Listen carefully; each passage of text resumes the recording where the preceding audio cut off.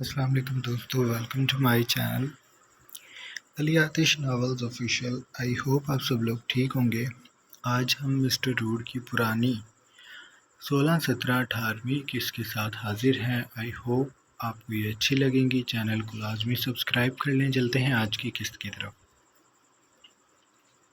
ملکوں کی حویلی کے اطراف بنی اونچی دیوار کے ساتھ لگے درخت جو باہر پھیلے گاؤں کو تک رہے تھے، ان پہ شام کے آثار دکھائی دیتے تھے۔ دھوپ اپنا دامن سمیٹ رہی تھی اور پرندے نیلے آسمان پہ نہ تھے۔ یہ دوپہر باسی کا وقت تھا، اس لیے معمول سے زیادہ خاموشی ہر سو پھیلی تھی۔ لان کی گھاس پہ نرم دھوپ تھی اور داخلی دروازے کے بعد ہی بنی ڈرائنگ روم میں قد آدم کھڑکیوں سے وہ اندر اس آرائشی سے میزیں ڈائننگ میں جھانکنے کی جسارت کر رہی تھی جو روشنی سے جگمگاتی بیٹھک میں اس وقت تناؤ سا پھیلا تھا۔ ملک شجاع دیوان پہ بیٹھے سامنے سنگل صوفے پہ موجود اپنے دوست کو دیکھ رہے تھے جو خفا لگتے تھے۔ ایسے کیسے تم اچانک سب کچھ کر سکتے ہو؟ تم تو سب جانتے تھے، سردار اسد نے ناراضی بھرے غصے سے کہا۔ ملک شجاع نے سر کو خم دیا اور ان کے وجود اور چہرے پہ بے بسی کی شکنیں تھیں۔ میں سب جانتا ہوں، تبھی میں کچھ بھی نہیں کر پا رہا۔ ریان کو وہ پسند ہے، میں اسے انکار نہیں کر سکا، اور اس نے میرے پاس انکار کا جواز کہاں چھوڑا ہے؟ اس نے اس لڑکی سے شادی کر لی تھی، اب تو ہم بس رخصتی لیں گے تو طلاق ہو جاتی ہے۔ سونیا کو اب میں کیسے سمجھاؤں گا؟ وہ بہت چاہتی تھی ریان کو۔ اب کی بار سردار اسد مضطرب لگتے تھے، انہیں اپنی معصوم بیٹی کے دل ٹوٹ جانے کا خوف ستا رہا تھا۔ ملک شجاع نے گہرا سانس لیا۔ میں نے کوشش کی تھی، لیکن تم نہیں جانتے، ریان کو بہت ضدی ہے۔ میں اتنی بھی کیا ضد ہے کہ وہ باپ کی بات نہ ماننے؟ اسے بہت ڈھیل دے رکھی ہے تم نے، اسے سمجھاؤ۔ ان کی بات پہ ملک شجاع کے چہرے پہ ناگواری پھیل گئی۔ میں نے اسے ڈھیل نہیں دی ہوئی اسد، تم بات کو سمجھو۔ میں سب سمجھ رہا ہوں، وہ سر جھٹک کر بولے۔ ملک شجاع چند لمحے اپنے دوست کی ناراضی صورت کو دیکھتے رہے، پھر وہ دھیرے سے بولنے لگی۔ ریان کو میں انکار نہیں کر سکتا، وہ باقیوں سے ہٹ کر ہے، اس کے انداز میں جنون ہوتا ہے۔ وہ ملک شجاع یہ کبھی کسی کو نہیں کہنا چاہتے تھے، لیکن اپنے اس دوست سے وہ بات کیسے چھپا سکتے تھے جن سے انہیں بہت انسیت تھی؟ اس لیے وہ بہت کمزور لہجے میں بتا رہے تھے، وہ ایک ٹاکسک شخص ہے، نہ جانے کیسے اس کی پرورش میں ہم سے کوتاہی ہو گئی کہ وہ ایسا بن گیا۔ اس کے ساتھ رہنا کسی کے لیے آسان نہیں ہے۔ وہ بلا وجہ غصہ کرتا ہے، اس کی نہیں سنی جاتی تو وہ بے چین ہو جاتا ہے، اس کا بس نہیں چلتا کہ وہ کیا کر گزرے۔ وہ جہاں ہارنے لگتا ہے تو خود کو ختم کرنے کا سوچنے لگتا ہے۔ وہ اپنے نقصان کے ساتھ ساتھ دوسروں کا بھی نقصان کرتا ہے، وہ اذیت دیتا ہے، خود بھی اور دوسروں کو بھی۔ تم نہیں سمجھ سکو گے، اس کا علاج چل رہا ہے، وہ پہلے سے کافی بہتر ہو گیا ہے، لیکن ٹھیک نہیں ہو۔ وہ اب بھی ویسا ہی ہے۔ انہوں نے رک کر اپنے دوست کو دیکھا جو دم سادھے انہیں دیکھ رہے تھے۔ انہوں نے ایک بار پھر بات کہنا شروع کی۔ مجھے سونیا اپنی بیٹیوں کی طرح عزیز ہے۔ میں چاہتا ہوں جب ریان مکمل ٹھیک ہو جائے تو میں اس کی شادی کروں، لیکن اس نے خود کر لی، میں اسے روک نہیں سکا، میری مجبوری ہے اس کی ماننا۔ اگر میں اس کی نہیں مانوں گا تو اسے کھو دوں گا، اور میں اپنے بیٹے کو کھونا نہیں چاہتا۔ وہ کہہ کر خاموش ہو گئے تھے۔ ڈرائنگ روم میں پھیلا تناؤ زائل ہونے لگا تھا، وہ گہرا سناٹا تھا۔ کھلی کھڑکی سے دھوپ سرک کر جا چکی تھی، آہستہ آہستہ اثر گاؤں پہ غالب آ رہی تھی۔ ریان میں تھک گئی ہوں۔ بہت دیر سے وہ اسے مال میں لیے پھر رہا تھا۔ ریان ملک کی پسند عام نہیں تھی، وہ اسے شہر کے مہنگے ترین مال میں لے کر آیا تھا، اور یہاں بھی اسے کچھ بھی پسند نہیں آ رہا تھا۔ جاسیہ اس کے ساتھ ساتھ چل کر اب تھک گئی تھی۔ ریان نے اپنے دوست کو کال کی تھی، اس نے اسے کہا تھا کہ وہ ایک برانڈ کے ڈیزائنر کو کال کر دے گا، ریان اس سے مایوس نہیں ہوگا۔ اس لیے ریان اب جاسیہ کو وہاں لے کر جا رہا تھا۔ مال سے نکل کر جب وہ لوگ پارکنگ میں آ گئے تو جاسیہ نے ترہم طلب نگاہوں سے ریان کو کہا جو گاڑی کا دروازہ کھول رہا تھا۔ اس نے رک کر ناراضی سے جاسیہ کو دیکھا۔ تم ایسے کیسے تھک سکتی ہو؟ تمہیں کیوں ابھی بھی شادی اور اس شادی سے جڑی چیزوں سے دلچسپی کیوں نہیں ہے؟ وہ واضح ناراض لگتا تھا۔ وہ جب سے جاسیہ کے ساتھ تھا وہ اس کی عدم دلچسپی محسوس کر رہا تھا۔ جاسیہ اس کی بات بے دھک سے رہ گئی۔ وہ ریان کو ناراض نہیں کرنا چاہتی تھی، وہ اس وقت کسی بھی قسم کی بے باکی افورڈ نہیں کر سکتی تھی۔ میں سچ میں تھک گئی ہوں۔ اسے جب کچھ اور سمجھ نہ آیا تو اس نے یقین دلانے والے لہجے سے کہا۔ اس کی آواز مدھم تھی ریان قدم قدم چلتا اس کے پاس آئے۔ بہت زیادہ تھک گئی ہو؟ جاسیہ نے سر اس بات میں ہلا دیا، چہرہ جھکا ہوا تھا۔ میں تمہیں اپنے بازوؤں میں اٹھا لوں؟ وہ مخمور لہجے میں بولتا اس کی جانب جھک کر گویا ہوا تو وہ سٹپٹا گئی۔ نہیں۔ اس نے اطراف میں گھبرا کر دیکھا۔ پارکنگ میں بہت سے لوگ تھے اور اب جاسیہ کو لگ رہا تھا جیسے اس پھیلتی رات سنگ ہر نظر انہیں ہی تک رہی ہے۔ اس کا دل منتشر ہو گیا۔ اس نے سرنامے ہلایا اور بولی، میں خود چل لوں گی۔ میں نہیں تھکی۔ اس کا انداز معصوم اور ہارا ہوا تھا۔ ریان کو اس کی معصومیت پہ بے ساختہ ہنسی آ گئی۔ میرا بھولا سا بچہ۔ وہ اس کی طرف آیا اور جاسیہ کا ہاتھ پکڑ کے وہ گاڑی کی طرف آ گیا۔ اس نے گاڑی کی فرنٹ ڈور کھول کر جاسیہ کو بٹھایا اور ڈرائیونگ سیٹ سنبھال کر بیٹھ گیا۔ اس نے گاڑی سڑک پہ ڈال لی تھی۔ جاسیہ نے چور نظروں سے ریان کو دیکھا۔ گوری رنگت، کالی آنکھیں، ہلکی شیو اور دلکش نقوش۔ ان سے کہیں زیادہ اس کا محبت لٹاتا لہجہ۔ وہ ہر وقت جاسیہ پہ فدا ہونے کو تیار رہتا تھا۔ جب بھی وہ جاسیہ کو محبت سے پکارتا تھا، اب نہ جانے کیوں اس کا دل گدگداتا تھا۔ پہلے ایسا نہیں تھا، لیکن آج یہ فرق اس نے خود بھی محسوس کیا تھا۔ ریان ملک نے ابھی تک ایک لمحہ بھی ایسا نہیں گزارا تھا جس میں اس نے جاسیہ کو توجہ نہ دی ہو۔ وہ ہر طرح سے اسے دیکھ رہا تھا، اسے سن رہا تھا۔ جاسیہ اس کی نظروں کے حصار میں ہر طرح سے تھی، اور آج پہلی بار اس توجہ، اس لہجے اور اس محبت نے اس پہ کوئی منفی اثر مرتب نہیں کیا۔ وہ نہ جانے کیوں خوش تھی۔ اس نے بہت احتیاط سے ریان کو دیکھا۔ اس احتیاط سے اب وہ اس سے نظریں ہٹا کر باہر پھیلتی رات کو دیکھنے لگی تھی۔ آدھا چاند ان کی گاڑی کے ساتھ ساتھ کئی تاروں سنگ بھاگ رہا تھا۔ تاریک رات پہ یہ چمکتا چاند، تارے اور نرم سرد سی رات ایک خوبصورت رات تھی جس میں سانس لینے سے دل میں سکون اتر جاتا تھا۔ سردار اسد کا بنگلہ شہر کے پرکشش علاقوں میں سے ایک تھا۔ وہ ریان کے بنگلے کے 30 منٹ کی دوری پہ رہتے تھے۔ ریان ان کا بزنس پارٹنر تھا اور کاروباری معاملات میں وہ اکثر ان سے ملتا رہتا تھا۔ سونیا کی ملاقات بھی ریان سے آفس میں ہی ہوئی تھی۔ اس کا تعارف اسی کے ڈیڈ نے کروایا تھا۔ اسے ریان ملک پہلی نظر میں ہی اچھا لگا تھا۔ وہ ناداستہ اس سے رابطے میں رہنے لگی تھی۔ ریان خاصا پوائنٹ ٹو پوائنٹ رہتا تھا۔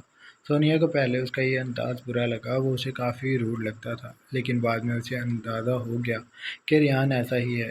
کچھ پھر ملک شجاع اور اسد کی دوستی تھی، جو ریان کا ایک دو بار ان کے گھر ڈنر پہ بھی آنا ہوا تھا۔ جب وہ آتا تھا اس دن سونیا غیر معمولی حد تک تیار ہوتی تھی۔ اس کے لبوں سے مسکان غائب نہ ہوتی تھی۔ گھر والوں کو آہستہ آہستہ اس کی دلچسپی کا پتہ چل گیا تو انہیں خوشی ہوئی تھی۔ سونیا اپنے بابا کی اکلوتی اولاد تھی، اس لیے بہت لاڈلی بھی تھی۔ اس کے بابا اسے ہر طرح سے خوش رکھنا چاہتے تھے، لیکن وہ اسے ریان نہیں دے سکے تھے۔ آج جب وہ اپنے گھر واپس لوٹے تو کافی تھکے تھکے سے تھے۔ انہیں سونیا اپنے انتظار میں ہی لاؤنج میں ملی۔ ان کو آتا دیکھ وہ اور اس کی ممی ان کے پاس آئے تھے۔ کیا ہوا، سب ٹھیک ہے نا؟ سونیا کی امی نے استفسار کیا۔ سردار اسد خاموش رہے۔ وہ آ کر صوفے پہ بیٹھ گئے۔ سونیا ان کے قریب بیٹھ گئی۔ بابا بولے؟ اس کا دل گھبرا رہا تھا۔ انہوں نے سونیا کے گرد بازو حائل کیا اور اس کا ماتھا چوم کر وہ مدھم آواز میں اسے سب کچھ بتانے لگے۔ ان کی آواز لاؤنج میں گونج رہی تھی، ہر چیز انہیں دم سادے سن رہی تھی، مکمل سناٹے میں، جیسے کوئی خاموش طوفان آ رکا تھا جس کی بے رحم ہوا نے سونیا کے وجود کو راکھ کی مانند ہوا میں تحلیل کر دیا تھا۔ ڈیزائنر کے آفس میں وہ کافی اکتائے انداز سے بیٹھی کھڑکی کے پار دیکھ رہی تھی۔ اسسٹنٹ نے اس کے لباس کے لیے پیمائش کر لی تھی۔ وہ اب گھر جانا چاہتی تھی۔ کانچ کی کھڑکی کے پار دور تک تاریکی ہو گئی تھی، گہری سیاہی میں شہر ڈوب رہا تھا۔ اس نے ریان کو دیکھا جو اپنے دوست سے موہے گفتگو تھا۔ وہ اس کو کچھ دیر دیکھتی رہی، شاید وہ اس کی نظریں خود پہ محسوس کر کے اس کی جانب دیکھے، لیکن ایسا کچھ نہ ہوا اور وہ بے نیازی سے باتیں کرتا رہا۔ تبھی دروازے پہ دستک ہوئی تو جاسیہ نے گردن ترچھی کر کے اس کی جانب دیکھا۔ کم ان۔ آواز کے بعد معظم سا ملازم ٹرے میں کولڈ ڈرنکس لے کر اندر آ گیا تھا۔ اس نے ایک ایک ان دونوں کی جانب کی اور چلا گیا، پئیں۔ ڈیزائنر نے خوش دلی سے کہا۔ ریان اس کی نظروں اس وقت جاسیہ پہ گئی۔ اس سے نظریں ملتے ہی وہ رو دینے کو ہو گئی۔ کیا ہوا؟ اس کی جانب تشویش سے جھکا۔ میں نے گھر جانا ہے، رات ہو گئی۔ اس کی آواز رند گئی تھی۔ ریان نے پہلے آفس میں موجود اس تیسرے شخص کو دیکھا جس کے سامنے وہ جاسیہ پہ غصہ نہیں کرنا چاہتا تھا اور نہ ہی پیار۔ اس نے آنکھوں سے سمجھنے والے انداز میں اشارہ کیا کہ کچھ دیر کے لیے وہ بے چین رہی۔ تیسرا شخص ان کا اضطراب سمجھ گیا، اس لیے معذرت کرتا کسی کام کے بہانے سے کیبن سے نکل گیا۔ کیا ہوا؟ وہ اس کے جاتے ہی جاسیہ کی جانب گھوما۔ وہ کچھ نہ بولی، بس ہاتھوں میں چہرہ چھپا لیا۔ رونا بند کرو، وہ دبا دبا سے چلایا تھا۔ جاسیہ نے بھیگی آنکھیں اٹھا کر ریان کو دیکھا۔ میں روں گی، وہ بھی غصے سے بولی۔ اس کا انداز ضدی اور معصوم تھا۔ ریان کے چہرے پہ مسکان پھیل گئی اور جاسیہ جل کر رہ گئی۔ تم مجھ سے مار کھانا چاہتی ہو؟ وہ مصنوعی ناراضی سے بولا۔ جاسیہ نے جواب نہ دیا۔ ریان نے آگے بڑھ کر اس کے ہاتھ دھیرے سے تھامے۔ میرے بچے کیوں اتنا روتا ہے؟ میں ساتھ ہوں تو صحیح، اور ابھی 8 ہی بجے ہیں۔ ہم نے ابھی ڈنر کرنا ہے، پھر گھر جانا ہے، وہ محبت سے بولا تھا۔ جاسیہ اس کے اپنے ہاتھ چھڑانے کی کوشش کر رہی تھی، لیکن جب ناکام ہوئی تو اس نے کوشش ترک کر دی۔ میں نے کچھ بھی نہیں کھانا، تم کھاؤ گی، وہ تو دو ٹوک انداز میں بولا۔ جاسیہ کچھ کہنے لگی لیکن وہ آگے تیزی سے بولا، اور اب میں تمہاری آواز نہ سن لوں؟ میں بہت برا ہوں، تم جانتی ہو۔ اب اگر تم نے انکار کیا تو تمہیں سزا ملے گی، اور میری سزاؤں میں بہت تکلیف ہوتی ہے۔ مجھے اکسانا مت، میری محبت مل رہی ہے، خوش نصیبی ہے تمہاری، ورنہ میں تمہیں زبردستی بھی اپنے استعمال میں لا سکتا ہوں۔ لیکن تم سے نکاح اس لیے کیا تھا کیونکہ تم سے بہت محبت کرتا ہوں، اس لیے میری مان جایا کرو، یہی اچھا ہوگا تمہارے لیے۔ اس نے کہہ کر چہرہ سپاٹ کر لیا اور جاسیہ کے ہاتھ چھوڑ دیے۔ جاسیہ بس اسے دیکھتی رہ گئی تھی۔ کچھ دیر میں ڈیزائنر کے کیبن میں آنے کے بعد وہ دونوں وہاں سے نکل گئے تھے۔ ریان ملک کی گاڑی کا رخ اب ریسٹورنٹ کی جانب تھا۔ وہ لوگ ہوٹل کے ایسے خاص حصے میں موجود تھے جہاں کوئی دوسرا نہ تھا۔ یہ ایک پرائیویٹ کیبن نما کمرہ تھا جہاں ہلکی روشنی بکھری تھی اور نیم تاریکی پر اسرار سی لگتی تھی۔ میز پہ موم بتیاں جل رہی تھیں۔ وہ دونوں آمنے سامنے بیٹھے تھے۔ ریان اسے دیکھ رہا تھا جو تعجب کا شکار تھی۔ کھانا میز پہ چنا ہوا تھا۔ کھاؤ نا، اس نے پلیٹ میں اس کے لیے کھانا نکال کر اس کے سامنے کیا تو جاسیہ جان مار کر کھانا کھانے لگی۔ اس کا دماغ گھر میں الجھا تھا، نہ جانے گھر والے کیا سوچ رہے ہوں گے۔ وہ بہت دیر سے باہر نکلی ہوئی تھی۔ سب جانتے تھے کہ کل اس کی رخصتی ہے اور آج ایسے ریان کے ساتھ پھرنا ظاہر سی بات ہے بہت معیوب تھا، اور جن حالات میں یہ شادی ہوئی ہے، ایسے میں تو اس کا کردار گھر والوں کے لیے اور بھی مشکوک بن کر رہ جائے گا۔ میں کھلاؤں اس کو؟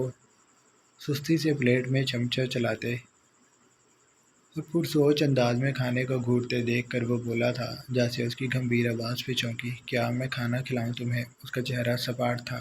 جاسیہ نے دھیرے سے سر نامے ہلایا اور چہرہ جھکا کر کھانے لگی۔ کچھ دیر بعد جب انہوں نے کھانا کھا لیا تو ٹیبل پہ رکھے انٹرکام کو ریان نے دبایا تھا۔ ویٹر چند لمحوں بعد اندر اجازت لے کر داخل ہوا۔ آئس کریم لاؤ، وہ سر ہلاتا جیسے جھکی نظروں سنگ آیا تھا ویسے چلا گیا۔ جاسیہ اپنے ہاتھ گود میں رکھ کر انہیں چٹکا رہی تھی۔ اس کا چہرہ ہنوز چکا ہوا تھا۔ ریان نے کرسی کھسکائی تو اس نے چہرہ اوپر کیا۔ میں نے تمہارے لیے کچھ لیا ہے۔ وہ کھڑا ہو کر جیب میں ہاتھ ڈال رہا تھا۔ پھر جب اس نے جیب سے ہاتھ نکالا تو اس میں ایک گولڈ کی چین تھی جس کے لاکٹ میں ہیرا جڑا تھا۔ وہ اسے تھام کر آگے بالکل جاسیہ کے پاس آ گیا۔ میں پہنا دیتا ہوں، وہ پہنانے لگا کہ تبھی دروازے پہ دستک ہوئی۔ ریان رک گیا۔ اس نے اجازت دیتے ہوئے جاسیہ سے دوری کی۔ ویٹر آئس کریم لے آیا۔ 2 کپوں میں وہ آئس کریم رکھ کر باہر چلا گیا۔ اب اس کمرے میں کسی نے نہیں آنا تھا۔ ریان ایک بار پھر جاسیہ کی جانب مڑا۔ اس نے چین کا ہک کھولا اور جاسیہ کے ہاں نہ کے بغیر ہی وہ اس کی راج ہنس گردن میں وہ چین پہنانے لگا۔ اس چین کا ہک بند نہیں ہو رہا تھا، اس لیے ریان جھکا اور اس کی گردن کے قریب چہرہ لے جا کر اس ہک کو بند کرنے لگا۔ اس کی گرم سانسیں اس کی گردن اور کمر کو جھلسا رہی تھیں۔ وہ آہستہ آہستہ اس کے گرد اپنا حصار بناتا جا رہا تھا۔ جاسیہ کے پشت سے اس کا فراق سینہ لگا تھا۔ وہ بے اختیار ہو رہی تھی۔ گہرے گہرے سانس بھرنے لگی۔ ریان اس ہک کو بند کر چکا تھا۔ اس کے لب جاسیہ کی گردن سے مس ہو رہے تھے۔ جاسیہ کو لگا تھا کہ وہ ہک بند کر کے پیچھے ہو جائے گا، لیکن وہ بہک رہا تھا۔ ریان، اس نے دھیرے سے سانسوں کے تسلسل میں کہا تھا، تم پریشان نہ ہو، میں بس تھوڑی سی آئس کریم کھانا چاہتا ہوں۔ وہ کہہ کر ایک آہستگی سے پیچھے ہوا اور ایک کپ سے چمچ بھر کر اس نے آئس کریم جاسیہ کے بال سمیٹ کر اس کی گردن پہ لگا دی۔ ٹھنڈی آئس کریم نے جیسے ہی اسے چھوا تو اس کے وجود میں سرد لہر دوڑ گئی۔ ریان یہاں نہیں، اس نے کہا، لیکن وہ نہیں سن رہا تھا۔ اس نے جاسیہ کی گردن پہ لگی آئس کریم کو بہکی نگاہوں سے دیکھا۔ اور پھر وہ خود سے اختیار کھو کر اس کی گردن پہ زبان پھیرنے لگا۔ اس نے جاسیہ کے گرد بازو حائل کر رکھے تھے۔ وہ اس کے سینے سے لگی تڑپتی گہرے گہرے سانس بھر رہی تھی، اندر ہی اندر جیسے کچھ تیز آنچ پہ جلنے لگا تھا۔ وہ یہ سب یہاں ایسے نہیں کرنا چاہتی تھی، لیکن ریان مان ہی نہیں رہا تھا۔ اسے لگا تھا کہ اب وہ کچھ بھی نہیں کر سکے گی، لیکن ریان کچھ لمحوں بعد اس سے دور ہو گیا۔ جاسیہ کی پیشانی پہ پسینہ آ گیا تھا، اس کا چہرہ نیم تاریکی میں دکھائی دے رہا تھا، اس کا رنگ اڑا ہوا تھا۔ اف، تمہارا یہ خوف زدہ حسن مجھے آزما رہا ہے۔ کاش میں اس وقت تمہارے ساتھ گھر پر ہوتا تو تمہیں کبھی نہ چھوڑتا۔ وہ کہہ کر اسے بیٹھنے کا اشارہ کرتا بیٹھ گیا تھا۔ آئس کریم کے ختم ہونے کے بعد اس نے جاسیہ کو لیا اور اس کے گھر چھوڑ کر وہ خود بھی چلا گیا تھا۔ رات کے 10 بج گئے تھے۔ جاسیہ نے خاموش تیرگی میں ڈوبے اپنے گھر کو نظر اٹھا کر دیکھا۔ اس کے دل میں ٹیس اٹھی تھی، یہ گھر اتنا خاموش کبھی نہیں رہا تھا پہلے۔ جاسیہ نے دروازہ دھیرے سے بجایا، اسے کھولنے میں دقت ہوئی۔ دروازے کو امی نے کھولا تھا۔ وہ ان سے بغیر نظریں ملائے اندر چلی گئی تھی۔ لاؤنج تاریک اور یاس تھا، کونوں میں اندھیرا کھڑا اسے دیکھ رہا تھا، جس کے چہرے پہ ندامت پھیلی تھی۔ وہ امی سے نظریں بھی نہ ملا سکی تھی۔ اس نے ایک نظر ویران پڑے لاؤنج کو دیکھا۔ کوئی بھی یہ نہیں کہہ سکتا تھا کہ اس گھر میں کل کسی کی بارات آنی تھی۔ آ گئی، امی نے اس کی عقب سے کہا۔ جاسیہ کو ان کے لہجے میں کچھ عجیب سا محسوس ہوا تو وہ پلٹی۔ خوب گھوم پھر کر آئی ہو۔ انہوں نے سینے پہ ہاتھ باندھ لیے، ان کی نظریں ہاتھ میں پکڑے شاپنگ بیگ سے ہوتے جاسیہ کی گردن پہ ٹھہر گئیں، جہاں چمکتا ہیرا جھول رہا تھا۔ میں تو سمجھی آج تم گھر ہی نہیں آؤ گی۔ ان کا لہجہ سپاٹ تھا، لیکن پھر بھی جاسیہ کو چبھن ہوئی۔ امی، اس نے کچھ کہنا چاہا، لیکن امی نے ایسے ظاہر کیا جیسے سنا ہی نہیں۔ وہ سینے پہ سے ہاتھ کھول کر آگے بڑھ گئیں۔ کھانا کھا کر آئی ہو یقیناً، چلو اچھی بات ہے، تم ساری شاپنگ کر آئیں، اب بس کل تمہاری رخصتی ہو جائے گی۔ جاسیہ کو لگا جیسے وہ کہنا چاہتی ہوں کہ ان کی جان اسے چھوٹ جائے گی۔ امی، میں آپ کو اس شادی سے خوش لگ رہی ہوں، وہ ہمت کر کے بولی تھی۔ اس نے اپنی امی کو استزائیہ مسکراتے دیکھا۔ وہ اپنے کمرے کے قریب کھڑی تھی، ان کے قدم دروازے کی جانب تھے، لیکن چہرہ جاسیہ کی طرف تھا۔ پہلے نہیں لگتا تھا، لیکن اب تمہاری سیریں دیکھ کر مجھے اپنی سوچ پہ افسوس ہو رہا ہے۔ وہ ماں کی بات پہ تڑپ گئی۔ لب بے ساختہ کھلے تھے، لیکن وہ بول نہ سکی۔ چلو خیر، کوئی بات نہیں، تم خوش ہو اچھی بات ہے، کل ہم بھی تمہاری خوشی میں شریک ہو کر حق ادا کر دیں گے۔ وہ کہہ کر رکی نہیں تھی، اور جاسیہ کو لگا جیسے اب وہ کبھی قدم نہیں اٹھا سکے گی، اور ان راستوں کی طرف تو کبھی نہیں جا سکے گی جو اس کے ماں باپ کی جانب جاتے ہیں۔ لاؤنج کے کونوں میں ٹھہرا خاموش اندھیرا اب سسکنے لگا تھا اور جاسیہ کا ساتھ دے رہا تھا۔ کمرہ نیم اندھیرا اور تاریک تھا، کھڑکیوں پہ پردے گرے تھے اور بالکل سناٹا چھایا تھا۔ دیواروں سے سیاہی لپٹی اس لڑکی کو دیکھ رہی تھی جو بیڈ پہ بندھی پڑی تھی۔ اس کے منہ پہ ٹیپ لگا تھا، ایسے کہ اس کی سسکی بھی باہر نہ آئے۔ وہ ہوش میں تھی، مکمل جاگی ہوئی۔ وہ بھیگی آنکھوں سے گردن کو حرکت دیتے ادھر ادھر دیکھ رہی تھی۔ اس کے ہاتھ پیر بندھے تھے، اسے کراس کی شکل میں لٹا کر باندھا گیا تھا۔ لڑکی کی بھیگی آنکھوں میں نمی کے ساتھ خوف تھا اور وحشت، نہ جانے اسے کس جرم میں یہاں لایا گیا تھا۔ وہ کچھ بھی نہیں سمجھ پا رہی تھی۔ صبح کالج سے واپسی پہ کسی نے اچانک اس کے چہرے پہ کپڑا رکھا اور وہ ہوش سے بیگانی ہو گئی۔ اسے بس آخری لمحوں کی کوئی دھندلی تصویریں یاد آتی تھیں کہ اسے کسی وین میں ڈالا گیا تھا، ڈالنے والا کون تھا وہ نہیں جانتی تھی، اور یہاں اسے لایا بھی کیوں گیا اس سب کو وہ بھی نہیں جانتی تھی۔ اس نے ایک بار پھر اپنے وجود کو حرکت دینے کی کوشش کی، ان رسیوں کو خود سے آزاد کرنے کی کوشش کی تھی جو اس کی کلائی میں پیوست ہو رہی تھی۔ بہت ساری جد و جہد کے بعد جب اس کی کلائیوں میں تکلیف ہونے لگی تو وہ رک کر لیٹ گئی اور گہرے گہرے سانس بھرنے لگی۔ اس کا وجود شل ہوتا جا رہا تھا، اب ہلنا محال تھا۔ اسے لگتا تھا کہ اب وہ ہل نہیں سکے گی، لیکن جب سماعت سے دروازہ کھلنے چرچراہٹ سنائی دی تو اس نے بے اختیار گردن اونچی کر کے اس شخص کو دیکھا جو قدم قدم چلتا اس کے پاس آ رہا تھا۔ کمرے میں نیم اندھیرا ہونے کے باعث وہ اسے دیکھ نہیں پا رہی تھی۔ اس کے آدھے جسم پہ روشنی تھی، چہرہ تاریک تھا۔ وہ بیڈ سے چند قدم دور رک گیا تھا۔ کیا دیکھ رہی ہو؟ اس نے سرد آواز میں پوچھا۔ وہ اس کی آواز کو نہیں پہچانتی تھی، یہ لہجہ نیا تھا، لیکن خوبصورت گمبھیر لہجہ تھا۔ اس کے انداز میں سختی سی تھی۔ میں تمہارا انجام ہوں، ویسا ہی انجام جیسے تمہارے بھائی نے میری بہن کا کیا ہے۔ اس نے میری بہن کی جان لے لی۔ وہ آگے آیا، ایک قدم آگے بیڈ پہ لیٹی ایذا اسے دیکھ رہی تھی۔ اس کی آنکھوں میں حیرانی ڈر آئی تھی۔ اس کا بھائی، اس بے رحم شخص نے میری بہن سے پہلے ناجائز تعلق قائم کیا، پھر اسے چھوڑ کر بھاگ گیا، اور اس دکھ نے میری بہن کی جان لے لی۔ اس نے خودکشی کر لی۔ وہ آگے آیا، اب کی بار وہ مکمل روشنی میں آ گیا تھا۔ کالے آفس ڈریس میں ملبوس، گوری رنگت، سبز مائل آنکھیں، گلابی لب، نچلا لب اوپر والے سے بھرا بھرا تھا، اور اوپر کے ہونٹ کا کٹاؤ کالی مونچھوں میں چھپ گیا تھا۔ اس کے گال بھرے بھرے تھے، جن پہ ہلکی ہلکی کالی داڑھی، سبز مائل آنکھوں میں سرخی اور نمی تھی۔ 6 فٹ سے نکلتی قامت والا شخص اندر سے ٹوٹا ہوا لگتا تھا۔ اس کے وجود میں ایک ایسی آگ دہک رہی تھی جس کی نظر اب ایذا نے ہونا تھا۔ وہ اسے ابھی تک حیرت سے دیکھ رہی تھی۔ اس کے لیے بھی سمجھنا خاصا مشکل تھا، لیکن پھر اچانک اس کی آنکھوں میں خوف سمٹ آیا۔ اندھیرے کمرے کی سیاہی میں دہل گئی۔ وہ شخص اپنی شرٹ کے بٹن کھول رہا تھا۔ میں تمہیں پہلے رون دوں گا، پھر تم پہ تھوک کر باہر نکال دوں گا۔ تمہارے گھر والے معاشرے کو منہ دکھانے لائق نہیں رہیں گے۔ تم بیکار ہو کر رہ جاؤ گی۔ وہ ایک ایک بٹن کھولتا اس کی جانب آ گیا۔ اس نے اپنی شرٹ اپنے مضبوط جسم سے الگ کی، اور پھر پینٹ کا بیلٹ کھول کر اس نے ایک طرف لباس کیا، اور ایذا نے اسے رخ موڑ لیا تھا۔ اس کی آنکھوں سے آنسو تواتر سے بہنے لگے تھے۔ وہ سختی سے سر نفی میں ہلا رہی تھی، لیکن آتش رک نہیں رہا تھا۔ وہ اس کے اوپر آیا اور اس کی قمیض کو جارحانہ پھاڑتا وہ اس پہ جھکا اور ایک شدید جھٹکا دیا۔ ایذا کے پیٹ کے نچلے حصے میں شدید درد کی لہر دوڑی تھی۔ اسے چیخا بھی نہ گیا تھا۔ تم بھی میری بہن کی طرح کہیں منہ دکھانے لائق نہیں رہو گی۔ تمہارے بھائی کے گناہ کی سزا تمہیں آج روند کر دوں گا۔ پھر وہ رکا نہیں تھا۔ اس نے اپنے جنون لاوے کی مانند اس پر برسایا تھا۔ ایذا پہلے چند لمحے تڑپتی رہی، پھر وہ ہمت ہارتی بے ہوش ہو گئی۔ اس کی بند آنکھوں میں کمرے کا سارا اندھیرا سمٹ آیا تھا۔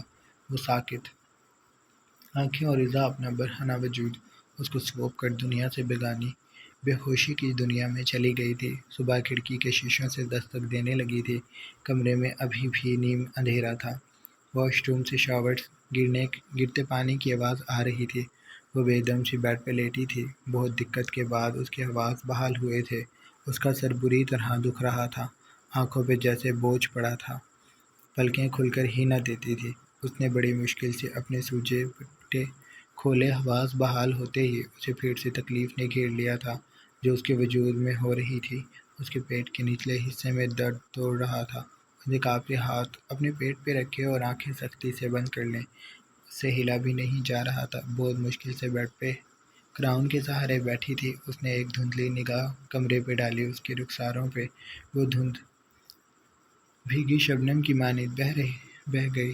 اس کو سانس لینے میں پریشانی ہو رہی تھی۔ سینے پہ ہاتھ رکھ کر اس نے سانس لیا۔ تبھی اس کی نظر ڈریسنگ جو بیڈ کے بائیں جانب رکھا تھا کہ شیشے میں اپنے عکس پہ پڑی، تو وہ خود کو کسی کیفیت میں تکنے لگی۔ اس کی آنکھیں سوجی ہوئی تھی، بے لباس وجود پہ نیل تھے۔ گردن کے بعد ہنسلی پہ گہرا داغ تھا۔ تیز سرخ رنگ کا نچلا ہونٹ سوج رہا تھا۔ اس کے کنارے پہ ایک خون کی بہت باریک سی لکیر تھی۔ سوکھے گلے میں کانٹے اگ گئے تھے۔ ایذا سے اپنا آپ یوں نہ دیکھا گیا۔ اس نے کمبل کو اپنے گرد لپیٹ لیا۔ ضمیر اس پہ ملامت کر رہا تھا، اس کے پاس کچھ بھی نہ بچا تھا۔ تبھی واش روم سے گرتے پانی کی آواز خاموش ہو گئی۔ کچھ دیر بعد دروازہ کھلا اور آدمی ڈریس پینٹ میں چلتا ہوا آ گیا۔ اس کے جسم پہ شرٹ نہ تھی۔ چوڑے سینے پہ کالے بال تھے جو بھیگے ہوئے تھے۔ گلے میں پاک سلیپ تھی۔ یہ اس نے پہلے اتار کر جیب میں رکھ لیا تھا، اور اپنی زندگی کا سب سے پہلا بڑا گناہ کرنے جا رہا تھا، اور اب وہ یسوع سے نظریں ملانے لائق خود کو نہیں سمجھ رہا تھا۔ لیکن وہ یہ ماننے کو تیار بھی تو نہ تھا کہ جو کچھ اس نے کیا ہے وہ سب غلط ہے۔ اس نے بدلہ لیا، اپنی بہن کے خون کا بدلہ۔ وہ خود کو یہ کہہ کر تسلی دے رہا تھا۔ صبح جب اس کی آنکھ کھلی تھی تو وہ نازک وجود اس کے پہلو میں بے حال پڑا تھا۔ ایک لمحے کے لیے بھی اس کے دل میں اس لڑکی کے لیے رحم نہیں آیا تھا۔ وہ اس سے یوں بدک کر پیچھے ہوا جیسے وہ کوئی اچھوت ہے۔ ایذا کے قریب سے اٹھ کر اس نے ایک نفرت بھری نظر اس پہ ڈالی تھی، پھر وہ فریش ہونے چلا گیا تھا۔ سلیپ اس کی اندر واش روم کے بیسن کے پاس رکھی تھی۔ اب جب وہ خود کو پاک کر چکا تھا تو اس نے اس مقدس چیز کو گلے میں پہن لیا تھا۔ آدرش اسے درستگی سے دیکھتا بیڈ کے پاس آ رکا تھا۔ ایزا نے اسے چہرہ اٹھا کر نہیں دیکھا تھا، وہ نم آنکھوں سے بس سامنے تک رہی تھی۔ اٹھو اور اپنا ناپاک وجود لے کر میری نظروں سے دفع ہو جاؤ، مجھے تمہارے وجود اب یہاں برداشت نہیں، میرا بدلہ پورا ہو گیا۔ وہ حقارت سے گویا ہوا تھا۔ ایزا نے اس کی بات پہ بھی اسے نہیں دیکھا، وہ بس سامنے دیکھتی رہی۔ آدرش کو برا لگا، وہ دانت کچکچاتا آگے آیا اور اسے کھینچ کر اس بیڈ سے کھڑا کیا۔ ایزا کے ہاتھ سے کمبل چھوٹ گیا، وہ برہنہ کھڑی۔ اب کی بار اس کے جسم میں کرنٹ دوڑا تھا، اس نے خود کو اپنے ہاتھوں سے چھپانا چاہا تھا۔ مجھے تم یہاں مزید ایک منٹ بھی نظر نہ جاؤ، اپنے اس پاک صاف خاندان کو بتاؤ کہ تمہارے وجود کو میں نے غلاظت کا ڈھیر بنا دیا ہے۔ تم مسلم خود کو بہت پاک سمجھتے ہو نا؟ لو اب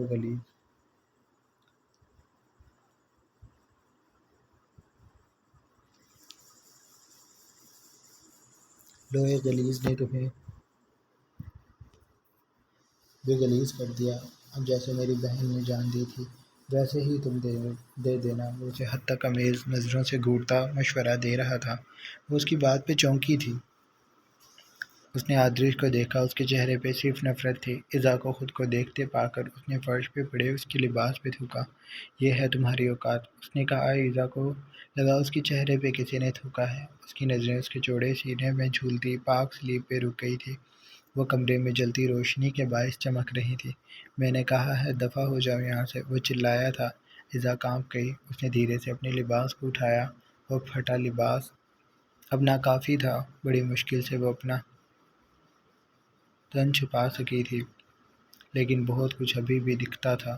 اس نے متلاشی نگاہوں سے کمرے کو دیکھا، اسے وہ مل گیا تھا، کالا عبایا جو کمرے میں ایک جانب پڑا تھا۔ اس نے تیزی سے آگے بڑھ کر اسے اٹھایا اور پہن کر اسکارف سے اچھی طرح اپنا چہرہ چھپاتی وہ ایک لمحے کو پلٹی، ان دونوں کی نظریں ملیں۔ اس کی نظر میں کچھ تھا، آدریش کا دل بے چین ہوا، بوجھ سا بڑھا، لیکن ایزا نے کچھ بھی کہے بغیر باہر کی جانب قدم بڑھا دیے تھے۔ اس کے جانے کی کافی دیر بعد وہ اپنی جگہ سے ہل پایا تھا، وہ منہ ہی منہ کچھ بڑبڑاتا بیڈ پہ بیٹھنے لگا، لیکن پھر رک گیا۔ وہاں پڑے دھبوں سے اسے کراہت محسوس ہوئی تھی، وہ اب یہاں اور نہیں رک سکتا تھا۔ اس نے اپنی شرٹ اور موبائل اٹھایا اور کمرے سے نکل گیا۔ باہر کھڑے ملازم کو اس نے صفائی کا کہہ دیا تھا، اس نے بدلہ لے لیا تھا، لیکن پھر بھی وہ خوش نہ تھا۔ گاڑی میں بیٹھ کر اس نے خود کو کمپوز کیا، گہرے گہرے سانس لیے، پھر گاڑی چرچ کی جانب بڑھا لی۔ اس کے بعد اس نے رونا کی قبر پہ بھی جانا تھا، وہ چرچ کے احاطے میں ہی دفن تھی۔ باہر کالے بادل چھائے تھے، شاید صبح سادی بارش ہوئی تھی جس کی وجہ سے سڑکیں گیلی تھیں اور موسم خنک تھا، ہوا میں تیزی تھی، اس کا دل گھبرا رہا تھا، اس لیے اس نے گاڑی کے شیشے نیچے گرا لیے، لیکن دل پھر بھی پرسکون نہیں ہوا تھا۔ اس نے موبائل اٹھا کر اس کا لاک کھولا اور گزشتہ روز کے میسیج دیکھنے لگا۔ آخری میسیج جو اس نے نہیں دیکھا تھا وہ دیکھ کر اس نے بے ساختہ بریک لگائے۔ بریک ایسی شدید تھی کہ گاڑی کے ٹائرز رگڑتے ہوئے سڑک پہ ایک کالا داغ بنا گئے تھے۔ بارش ایک بار پھر ہونے لگی تھی، اس کی گاڑی کے شیشوں پہ وہ بوندیں ٹپ ٹپ گرتی اور پھر پھسل جاتی تھیں، لیکن پھر جیسے جیسے بارش تیز ہونے لگی تو باہر کا سارا منظر دھندلا گیا۔ ملکوں کی حویلی پہ سورج دہک رہا تھا، بارات جانے کو تیار کھڑی تھی، پورا گاؤں ڈھول کی تھاپ پہ تھرک رہا تھا۔ ریحان ملک کی گاڑی سب سے آگے تھی، وہ کالی شیروانی میں ملبوس تھا جس پہ بھاری کام ہو رہا تھا، سفید اور سنہری موتیوں دھوپ سے چمک رہے تھے۔ اس کے بابا نے اس پہ سے نہ جانے کتنے ہی نوٹ وارے اور ملازموں میں بانٹ دیے۔ کچھ ہی دیر میں گاڑیاں چل پڑی تھیں، وہ لوگ دھوم دھام سے بارات لے کر اس حال میں پہنچ گئے تھے جس میں اس کی دلہن اس کی منتظر تھی۔ جاسیہ کا بھی پورا خاندان شریک تھا، لیکن لوگ باتیں اڑانے اور اپنے اپنے طریقے سے بولنے میں مصروف تھے۔ ریحان ملک کو جب لوگوں نے جاسیہ کے پہلو میں بیٹھتے دیکھا تو نظریں خیرہ ہو گئیں۔ خاندان کی نہ جانے کتنی ہی ماں اور بیٹیوں کے سینوں پہ سانپ لوٹے تھے۔ ریحان ملک پہ سے کسی کی نظر نہیں ہٹتی تھی، لڑکیاں ٹھنڈی سانسیں لے لے کر مرنے کو ہو رہی تھی، لیکن جس کے پہلو میں وہ بیٹھا تھا وہ بالکل لا تعلق لگتی تھی۔ ریحان نے دھیرے سے اس کا ہاتھ پکڑا اور کان کے قریب ہو کر سرگوشی میں بولا، بہت پیارا لگ رہا ہے میرا بچہ، تو دل کرتا ہے تمہیں ایک زور کی کاٹی کر لوں۔ وہ اپنے ازلی بے باک لہجے میں بولا تھا۔ جاسیہ کی نظریں جھک گئیں اور اس کے کان سرخ پڑنے لگے تو ریان مسکان دباتا اس سے دور ہو گیا۔ نکاح پہلے ہی ہو گیا تھا، لیکن اب بس لوگوں کو دکھانے کے لیے ایک خالی نکاح سائن کیا گیا تاکہ لوگ باتیں نہ کریں۔ پھر چند ایک رسموں کے بعد ریان ملک اسے اپنے ساتھ لے گیا تھا۔ جاسیہ اپنی رخصتی پہ روئی نہیں تھی کیونکہ ملنے والوں کے انداز سرد تھے۔ کسی نے اسے ٹھیک سے گلے بھی نہیں لگایا تھا، وہ رو ہی لیتی۔ وہ جیسے بیٹھی تھی اسی تاثر کے ساتھ ریان ملک کے ساتھ چلی گئی تھی۔ جاری ہے۔ یہ تھی پچھلی 3 اقساط۔ آئی ہوپ آپ کو اچھی لگی ہوں گی۔ اگر آپ کو اچھی لگی ہیں تو آپ چینل کو سبسکرائب کر لیں اور اگلی قسطیں بھی ساتھ ساتھ آتی رہیں گی۔ چینل کو لازمی سبسکرائب کر لیں۔ اللہ حافظ۔